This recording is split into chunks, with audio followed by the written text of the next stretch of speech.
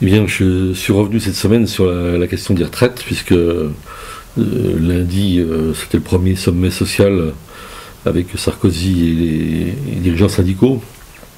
Et c'était l'occasion donc de traiter ce sujet peut-être d'une autre façon, c'est-à-dire du point de vue de l'information. Parce que ce qui m'intéresse et m'interpelle à la fois, c'est la question de savoir pourquoi tout un pan, disons, des solutions qui sont, semble-t-il, possibles pour résoudre le problème des retraites, est occulté totalement par l'information.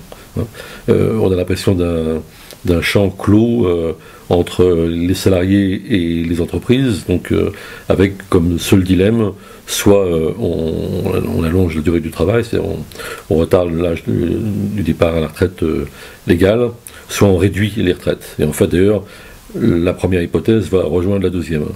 Mais tout ce que on sait par ailleurs, et que des économistes d'ATTAC, de la Fondation Copernic disent sur la possibilité de taxer les transactions financières, de taxer, disons, les stock options, etc. C'est-à-dire tout l'élargissement de l'assiette des cotisations, tout ça n'est pas pris en compte par le gouvernement, ce qui n'est pas pour nous surprendre, mais c'est même totalement occulté de l'information.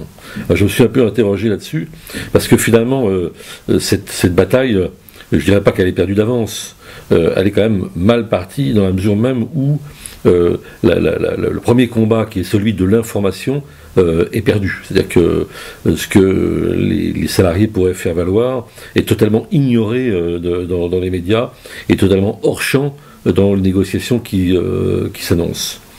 Alors pourquoi ? On peut dire effectivement que les journalistes économiques sont préformatés, etc. On peut dire que c'est un choix de classe, très très clairement, puisque on ne veut pas remettre en jeu, disons, dans cette affaire ce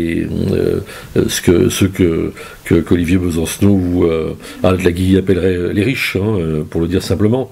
Mais il y a plus profond que ça. Il y a le fait que je crois que ces solutions sont occultées à partir du moment où elles ne sont pas portées par des partis politiques ou des personnalités qui peuvent les mettre en œuvre, c'est-à-dire qui prétendent au pouvoir.